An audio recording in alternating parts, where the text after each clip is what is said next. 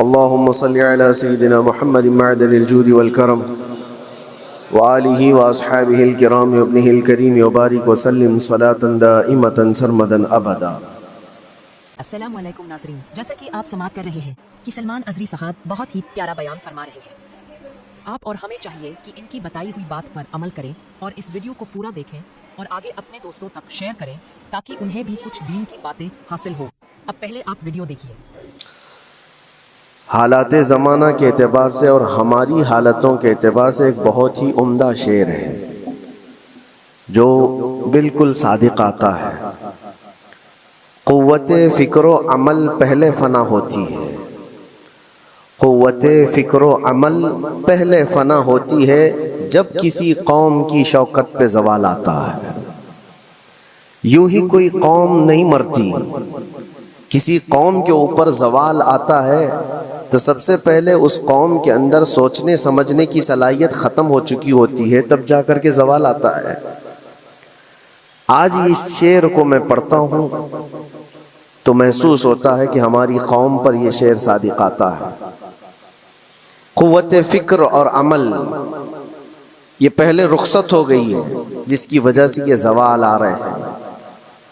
لوگ اب حادثوں پر بیٹھ کر کے چرچا کرتے ہیں، حادثہ ہونے سے پہلے جو فکر ہونی چاہیے وہ مفقود ہے۔ گھر جلنے کے بعد پھر میٹنگ کرنے کا مطلب کیا ہے؟ اس سے سیفٹی کے لیے پہلے سے انتظامات ہوں تو اس کو لائق و فائق اور دانش مندی سمجھا جائے گا۔ آج کے وہی حالات ہیں میرے عزیزوں۔ آپ کو پتہ ہے کچھ قومیں ایسی ہیں جو فیوچر پلاننگ کے لیے 100 سال کے بعد کا سوچتی ہیں، جبکہ یہ اسلام کا حصہ تھا۔ نبی کونین صلی اللہ علیہ وسلم نے 1400 سال بعد ہونے والی چیزوں کی پیشین گوئی فرمائی کہ نہیں فرمائی؟ اللہ کے نبی صلی اللہ علیہ وسلم نے 1000 سال بعد پیدا ہونے والی چیزوں کو پہلے سے بتایا تھا کہ نہیں؟ یہ ساری چیزیں نبی آخر الزمان صلی اللہ علیہ وسلم نے جو بتایا، مطلب یہی تھا کہ اس وقت کے لوگوں کو ضرورت تو نہیں تھی ان حالات کی، پھر بھی حضور ان کو بتا رہے تھے، صحابہ کو۔ آج جو چیزیں پیدا ہونے والی ہیں وہ رسول پاک کو پتا تھا، 1000 سال بعد ہونے والی چیزیں، لیکن اس وقت کے صحابہ کو یہ باتیں کیوں بتائی جا رہی تھی؟ ان کے حالات تو اس وقت کے نہیں تھے ویسے۔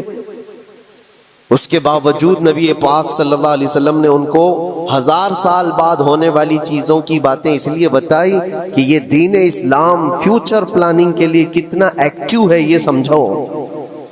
آگے کے لیے اس لیے بتایا گیا کہ صحابہ اپنی اولاد کو اور وہ اپنی اولاد کو یہ بات منتقل کرتے جائیں اور آنے والے حادثوں سے پہلے سے ذہن پریپیئر رہے، تیار رہے۔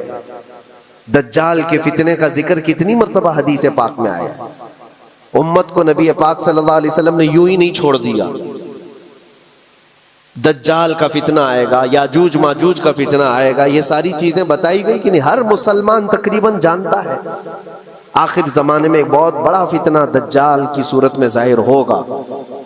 تو یہ باتیں اتنے 100 سالوں سے چل رہی ہیں کہ ذہن تیار ہے اس فتنے کو کہ اگر ایسا فتنہ آیا تو ایمان پر ڈٹے رہنا ہے، جمے رہنا ہے۔ یہ بات ہوتی ہے آگے آنے والے حادثات سے قوم کو باخبر رکھنا۔ آج جو حالات ہیں، جب کبھی کوئی چیز لٹ جائے تو سارے لوگ سڑکوں پر آ جائیں گے یا پھر کسی نشستگاہ پر بیٹھ کر کے رات بھر میٹنگ کر کے چلے جائیں گے۔ یہ حادثے ہونے کے بعد کے جو حالات ہیں یہ وہی چیزیں درشا رہی ہیں کہ قوت فکر و عمل فنا ہو گئی ہے۔ قیادت ہمارے ہاں مفقود ہے، کسی ایک قائد کے تحت کوئی ساری قوم آنا نہیں چاہتی۔ آپ کیا سمجھتے ہیں کہ جو ہمارے ساتھ حالات پیش آ رہے ہیں، کبھی مسجدوں کو لے کر، کبھی خانقاہوں کو لے کر، کبھی بزرگوں کے نام کو لے کر، اب ہمارے وقف کی جائیداد کو لے کر، یہ سارے جو معاملات ہیں یہ اچانک آنے والی چیزیں نہیں ہیں۔ بھانپ لیا گیا ہے تمہاری پوری طبیعت کو، تمہارے مزاج کو، کہ فکر و عمل کی قوت ان کی ختم ہو چکی ہے۔ ان کو 2 چند چیزوں میں ہی راضی کیا جا سکتا ہے۔ دنیا یہ سمجھ رہی ہے جس کی وجہ سے کھلواڑ پر کھلواڑ ہوتے چلے جا رہے ہیں، اور ان کو یہ بھی پتہ ہے کہ یہ کچھ نہ کر سکیں گے۔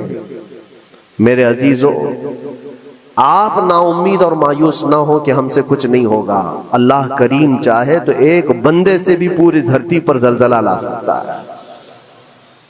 اللہ کریم کی ذات پر یقین اور توکل رکھو۔ سرکار غریب نواز ہندوستان آئے تھے تو بہت بڑی فوج لے کر نہیں آئے تھے، اللہ کی ذات پر بھروسہ کر کے آئے تھے، اور 90 لاکھ لوگوں کے دلوں میں چراغ اسلام جلا دیا تھا۔ وہ یقین اور توکل کے ساتھ آئے تھے۔ آج لوگوں کے دلوں کے اندر جو مایوسی اور نا امیدی ڈالی جا رہی ہے کہ کچھ ہوگا نہیں، ابھی کچھ کرنے سے کچھ نہیں ہوگا، یہ نا امیدی اور مایوسی تمہاری طبیعت میں کیوں آئی؟ کیا تمہارا رب تبارک و تعالیٰ کی ذات پر یقین کمزور ہو گیا؟ اگر یہ اس طرح کی بیماری آئی ہے تو پھر بدر پڑھ لینا۔ جب رسول پاک صلی اللہ علیہ وسلم کے ساتھ وہ صحابہ جا رہے تھے، ان کو اچھی طرح پتا تھا کہ سامنے آنے والی فوج کتنی طاقت لے کر آ رہی ہے۔ 1000 لوگ آ رہے ہیں، ہاتھی گھوڑے ان کے پاس، ہتھیار اور اسباب ان کے پاس ہے، کھانے پینے کی مزے کی ساری چیزیں لے کر کے آ رہے تھے مکہ والے، اور ادھر صحابہ ننگے پیر ہیں۔ 313 کے پاس 4 گھوڑے ہیں، پیدل چلے آ رہے ہیں، چھاؤں لینے کے لیے کوئی جگہ تک نہیں ہے ان کے پاس۔ ایک کھجور کسی کے پاس ہو تو 10 لوگ اس پر اکتفا کر لیں، فاقے پر فاقہ کرنے والے وہ صحابہ۔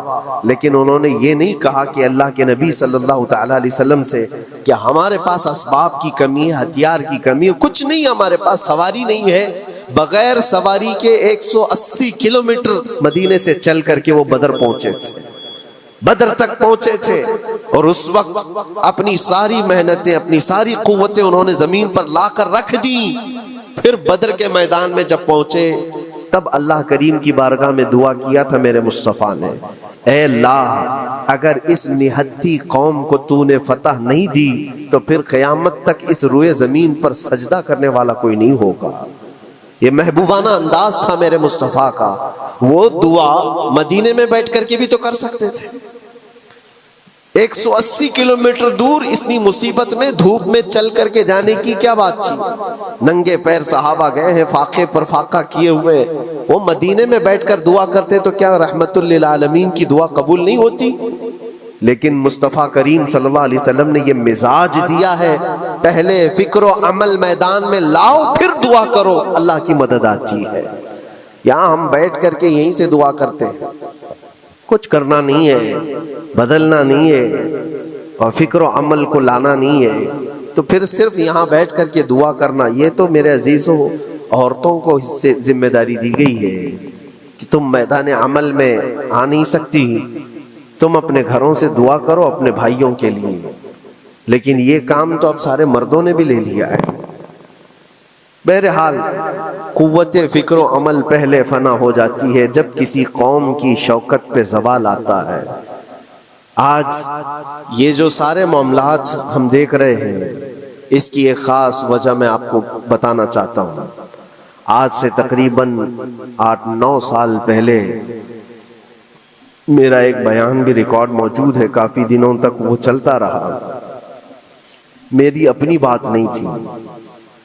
سراج الامہ امام غزالی رحمۃ اللہ تعالی علیہ، انہوں نے لکھا تھا کہ امت پر اگر ایک ایسا وقت آ جائے جب ان کے سامنے ان کے نبی کو گالیاں دی جا رہی ہیں اور امت کچھ نہ کرے، تو پھر وہ انتظار کرے کہ عنقریب وہ وقت بھی ان کے اوپر آنے والا ہے جب ان کی ماؤں، بیٹیوں اور سب عزتوں کو بازار میں نیلام کیا جائے گا اور یہ کچھ نہیں کر سکیں گے۔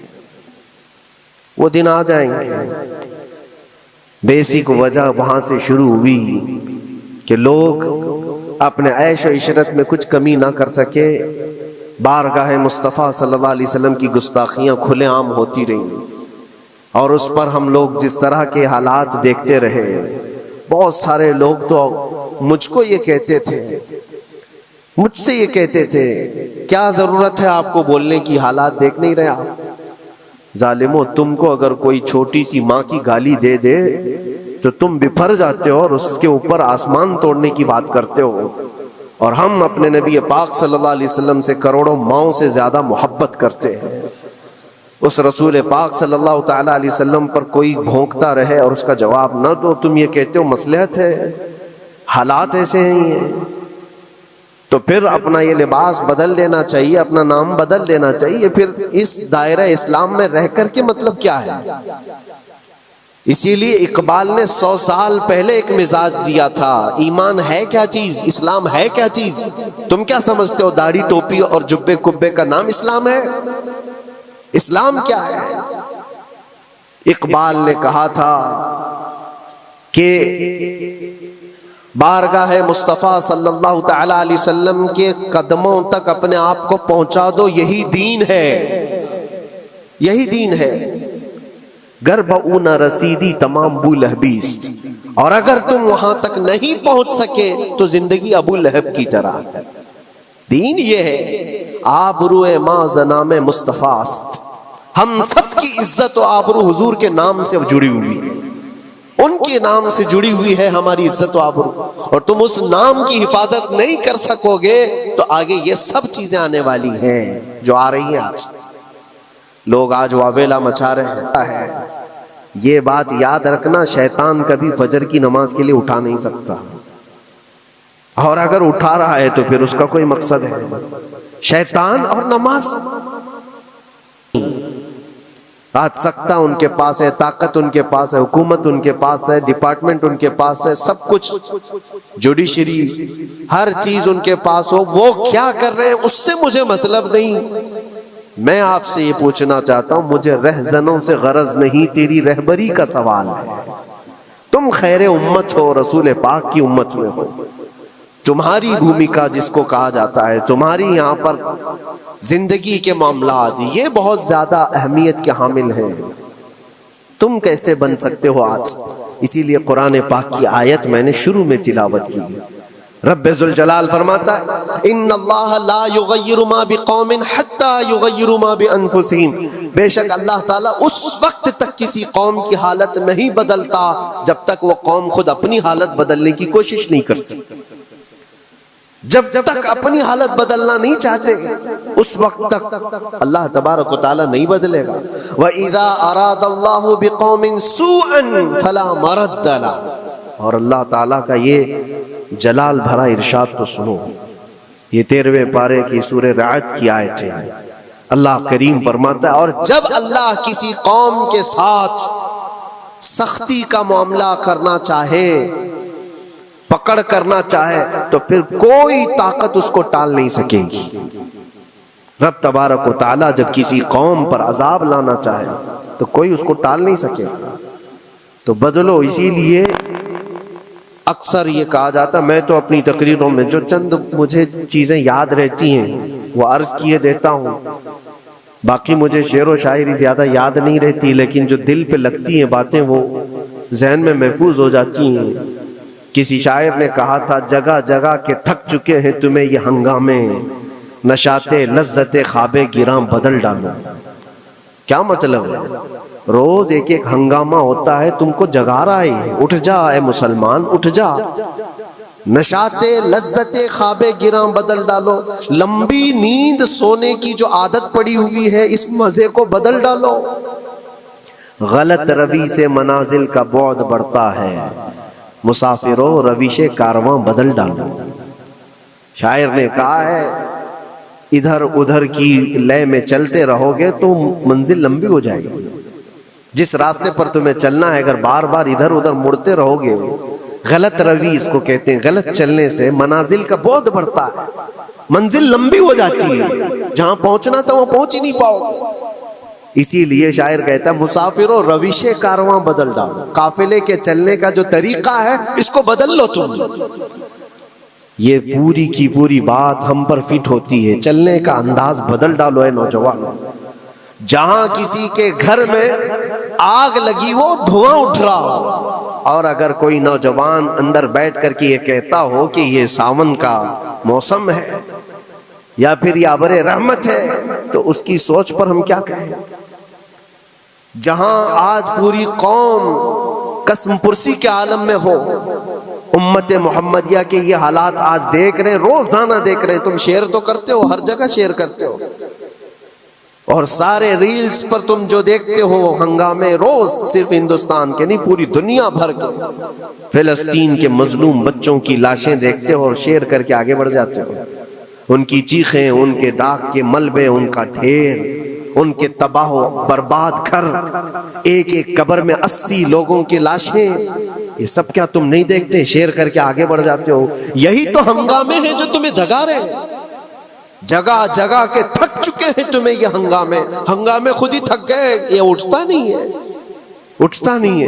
ایک دور وہ تھا 100 سال پہلے کا جب یہاں پر موجود انگریز اس قوم کو دیکھ کر یہ کہنے پر مجبور ہو گیا تھا یہ فاقہ کش موت سے ڈرتا نہیں ذرا. بھوکیوں پر بھوکا رہتا ہے لیکن موت سے ڈرتا نہیں. روح محمدی اس کے بدن سے نکال دو. روح محمدی ان کے بدن میں تھی. انگریز تھر تھراتے تھے. اس قوم کا کوئی جواب ہی نہیں ہے. سب سے زیادہ اگر کسی چیز سے ڈرایا جا سکتا ہے تو موت سے. اور یہ قوم ایسی ہے کفن تو اپنے کندھے پر لے کر گھومتی ہے. جہاں موت آ جائے سو جائے. یہ فاقہ کش موت سے ڈرتا نہیں ذرا. روح محمدی اس کے بدن سے نکال دو. یہ کس کی بات تھی؟ انگریزوں کی بات تھی. اور آج حالات بدل گئے. سارا کا سارا زمانہ تم پر آج بھوکے بھیڑیا کی طرح جھپٹ پڑا ہوا ہے. اور ان حالات میں آپ سے سوال کرتا ہوں. ایک طرف تیز آندھیاں چل رہی ہیں، ایک طرف گھر کے اندر آگ لگی ہوئی، ایک طرف بھوک اور پیاس کی شدت ستا رہی ہے، ایک طرف تمہارے بھائی بہنوں کی بیماریاں ستا رہی ہیں. جب اتنے سارے معاملات ہو تو اے نوجوانوں بتاؤ تم کیا کرو گے اس وقت؟ رات بھر بیٹھ کر گیم کھیلو گے؟ کیا یہ گیم کھیلنے کا وقت ہے؟ اس نوجوان پر کیا یہ افسوس نہیں ہوتا کہ اس کے پوری امت کے حالات ایسے ہیں کہ بچوں کی چیخیں نکل رہی ہیں اور اس کو پبجی سے فرصت نہیں ہے، ریل بنانے سے فرصت نہیں ہے، یہ مجرے کرتا ہوا گھوم رہا ہے. مسجدیں ویران کیوں ہیں؟ خالی کیوں ہیں؟ تم نے مسجدوں کو ویران رکھا تو مسجدیں تباہ ہونے شروع ہو گئیں، دوسروں کی نظر ہونے لگ گئیں اور اس پر لوگوں کی غلط نظریں پڑنے لگ گئیں. آ جاؤ اے مسلمانوں میرے مصطفیٰ کریم صلی اللہ تعالی علیہ وسلم کی ہدایات پر. ایک بات چیلنج کے ساتھ کہتا ہوں، تمہارا نام اگر نبی پاک صلی اللہ علیہ وسلم کے نام سے جڑا ہے تو یہ چیلنج کے ساتھ میں کہتا ہوں اس رہتی دنیا میں تمہیں پوری طاقتیں مل کر وہ عزت نہیں دے سکتی جو میرے مصطفیٰ کے قدموں کی وابستگی دے گی. کوئی تمہیں عزت نہیں دے سکتا.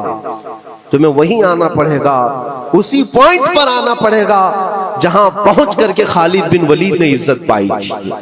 اسی نقطے پر آ کر جمع ہو جاؤ جہاں عمر پہنچے تھے تو فاروق اعظم بن گئے تھے. اسی نقطے پر آ جاؤ جہاں علی پہنچے تھے تو حیدر کرار بنے تھے. ہر ایک کو عزت اسی بارگاہ سے ملی ہے. اور جو کچھ بھی معاملات ہو رہے ہیں اس کی ایک وجہ یہی ہے ناموس رسالت پر تم نے ہلکے پن کا اظہار کیا تو پھر ہمارے سارے مسئلے داؤ پہ لگ جائیں گے. سارے مسئلے. یہ تو وقف ہے. ابھی دیکھو آگے کل تمہاری اذانیں نشانے پر ہیں، تمہاری جماعت کی نمازیں نشانے پر ہیں، تمہاری مسجدیں بھی نشانے پر ہیں کہ تم اپنے گھروں پر بھی جمعہ پڑھ سکتے ہو، چھتوں پر بھی نمازیں پڑھ سکتے ہو. یہ سب معاملات آئیں گے. برقع، حجاب، ٹوپی، داڑھی ویسے ہی چل چکے ہیں مسئلے. ہر چیز نشانے پر ہے. ارے تمہارے کھانے بھی نشانے پر ہیں، تم کیا کھاؤ گے کیا بچاؤ گے یہ بھی نشانے پر ہے. یہ سارے مسائل صرف اسی بنیاد پر ہے. قوت فکر و عمل پہلے فنا ہوتی ہے جب کسی قوم کی شوکت پہ زوال آتا ہے. اور یہ ایک بات یہ بھی میں بتا دوں، اقبال نے سچ کہا تھا، ان کے جو ہم غلام تھے خلق کے پیشوا رہے، ان سے پھرے جہاں پھرا پھر آئی کمی وقار. جو کچھ بھی ہوا ہے ہماری عزت و وقار میں کمی کا مسئلہ ان سے پھر جانے کی وجہ سے. نبی پاک سے تم دور ہوئے، یہ عزتوں اور وقاروں میں کمی ہے. عجیب سی بات نہیں ہے، یہ دوگلا پن نہیں ہے. میں ان نوجوانوں سے پوچھتا ہوں نبی پاک صلی اللہ علیہ وسلم سے سچی محبت کا اظہار کرتے ہو؟ حضور سے اپنی جان سے زیادہ محبت کی بات کرتے ہو؟ لیکن جب ان کے اخلاق کی بات کی جائے تو تمہیں اخلاق ان کے پسند نہیں ہے. حضور پاک کا چہرہ نہیں پسند ہے، حضور پاک کے لباس تمہیں نہیں پسند ہے، تو پھر کون سی محبت کی بات کرتے ہو؟ اللہ کے رسول صلی اللہ تعالی علیہ وسلم سے تم بے انتہا محبت کی بات کرتے ہو. پھر وہ محبت کا تقاضا یہ ہے کہ تمہاری ظاہری زندگی میں بھی تو نظر آئے کچھ. محبت کا تقاضا یہ ہے. تم شرما جاتے ہو دنیا کیا کہے گی مجھے, دنیا کیا کہے گی, دقیانوسی کہے گی, فنڈامنٹل کہے گی, پرانے زمانے کا کہے گی. میں چہرے پر داڑھی رکھ لوں تو لوگ مجھے پتہ نہیں کیا کیا کوسیں گے. تم نے دنیا کے لیے اپنے آپ کو بدل لیا, یہ نہیں سوچا کہ یہ وہی دنیا ہے جو 4 دن کے بعد میری دوستی کو لات مارے گی اور 4 دن کے بعد مجھے قبر میں رکھ کر کے منو مٹی پر دبا دے گی, اور مجھے جانا تو ہے پھر قبر میں منہ دکھانا ہے تو اسی مصطفیٰ کو دکھانا. جہاں یہ نہیں پہنچ سکتے وہاں رسول پاک ہوں گے. محشر کے میدان میں جہاں کوئی سہارا نہیں ہوگا اس وقت رسول پاک تمہارا ہاتھ پکڑ رہے ہوں گے, اور تم نے ان کا خیال نہیں کیا. آ جاؤ اسی نقطے پر, اسی پوائنٹ پر جہاں ہماری کامیابی مضمر ہے. میں صرف اور صرف اپنے بیانوں میں یہی چیز عرض کرنا چاہتا ہوں, صرف اتنا چاہتا ہوں اے نوجوانوں, جس کے نام سے تم آباد ہو اس نام کے ساتھ صحیح معنوں میں جڑ جاؤ, کیونکہ قرآن کا وعدہ ہے وَلَا تَهِنُوا وَلَا تَحْزَنُوا وَأَنْتُمُ الْأَعْلَوْنَ إِن كُنتُم مُؤْمِنِينَ. گھبراؤ مت, پریشان مت ہو, تم سب سے زیادہ بلند رہو گے. اگر اللہ نے فرمایا ہے تو یہ 100% حق ہے.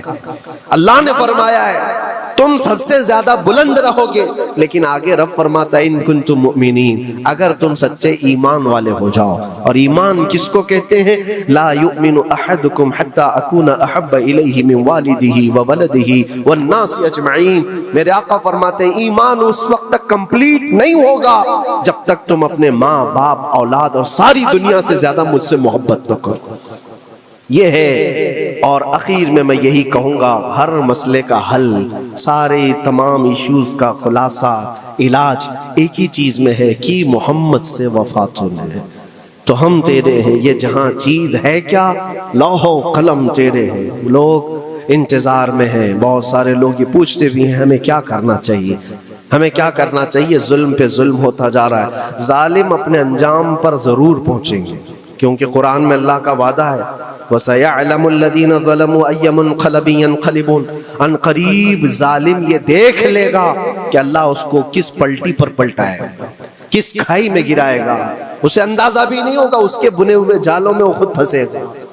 ظالموں کی ایک لمبی تاریخ ہے اور ان کو بھی پڑھنا چاہیے جو آج ظلم کر رہے ہیں. لیکن تمہارا کردار کیا ہو, اس سلسلے میں جو ہمارے بچے یا نوجوان سوال کرتے ہیں کیا کرنا چاہیے. پہلے سب سے پہلی چیز میں یہ کہتا ہوں, جتنا کھو چکے, جتنی جا چکے اور جو اب برباد ہوا ہے, اس چیز پر منتھن کرنا, اس چیز پر بیٹھ کر میٹنگ کرنا. اس سے پہلے میں چاہتا ہوں کہ آگے ہونے والے نقصانات سے پہلے اپنے آپ کو بدل لو. آگے جو بڑے حادثات آنے والے ہیں, آگے جو بڑی آندھیاں آنے والی ہیں, اس سے پہلے اپنے دروازے ٹھیک کر لو, اپنی زندگیاں سدھار لو. جو ہو گیا ابھی, یہ نقصان تو بہت بڑا نقصان ہے امت کا.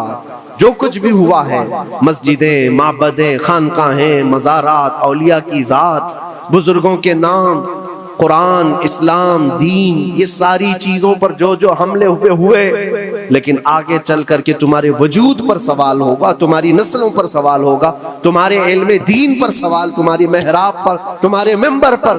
کل کو دیکھنا یہ آزادی بھی ختم کر لی جائے گی, ممبر سے کوئی کھلے عام بول بھی نہیں سکے گا. یہ آج جو ہم بیان کر رہے ہیں, آگے چل کر کے دیکھنا یہ آوازیں بھی بند کر دی جائیں گی کہ کھلے عام کوئی مولوی بول نہ سکے, جو ہم چاہیں وہی بولیں. میرے عزیزوں, اس وقت کے ان حادثوں سے بچنے کے لیے میں کہتا ہوں ابھی اپنے آپ کو بدل لو. مسافروں روش کارواں بدل ڈالو, اٹھو وگرنہ حشر نہ ہوگا پھر کبھی, دوڑو کہ زمانہ چال اپنی چل گیا. اللہ کریم ہم سب کی قوت فکر و عمل پھر سے عطا فرمائے. رب تبارک و تعالی ہمیں اتحاد و اتفاق نصیب فرمائے. رب تبارک و تعالی دامن مصطفیٰ میں سارے مسلمانوں کو جمع ہونے کی توفیق عطا فرمائے. گنبد خضرا کی چھاؤں میں مولا ہمیں عزت و وقار عطا فرمائے. رب تبارک و تعالی ظالموں کو جلد ان کے ٹھکانے پر پہنچا دے. اے کریم خدا رحم الرحیمین, مولا ہمارے شعائر اسلام کے ساتھ جو کچھ بھی ہو رہا ہے, غیب سے تو مولا مدد کے اسباب پیدا فرما دے. ہمارے درمیان مولا قیادت اور سچی قیادت عطا فرما. اے کریم خدا ارحم الراحمین، خصوصاً تیرے دربار میں التجا ہے مولا، فلسطین کے نہتے مظلوموں کی غیب سے مدد فرما، جبرائیل امین کی تائید انہیں عطا فرما، رحمت کے فرشتوں سے ان کی مدد فرما مولا۔ پورا شہر راکھ کے ڈھیر پر ہے، اے کریم خدا خوشیاں دیکھے انہیں زمانہ بیت گیا مولا، ان کے گھروں میں خوشیاں عطا فرما۔ اے اللہ ان بلکتی ہوئی ماؤں کو، ان کی جو گودیں اجاڑ دی گئی ہیں، ان کے گھر جو برباد کیے گئے ہیں، ان کے شہیدوں کو قبول فرما، ان کے زخموں کو مولا تو شفا عطا فرما۔ اے کریم خدا خصوصیت کے ساتھ ان کے، ہمارے اور تیرے دشمنوں کو ہلاک و برباد فرما دے، ان کی زمین ان کے لیے تنگ فرما دے۔ ربنا وآتنا ما وعدتنا على رسلك ولا تخزنا يوم القيامة انك لا تخلف الميعاد برحمتك يا ارحم الراحمین وآخر دعوانا ان الحمد للہ رب العالمین۔ آپ لوگوں کا بہت بہت شکریہ۔ اس ویڈیو کو لائک کریں، چینل کو سبسکرائب کریں اور اپنے دوستوں تک شیئر کریں تاکہ میں اور بھی اچھی ویڈیو لا سکوں آپ لوگوں تک۔ اللہ حافظ۔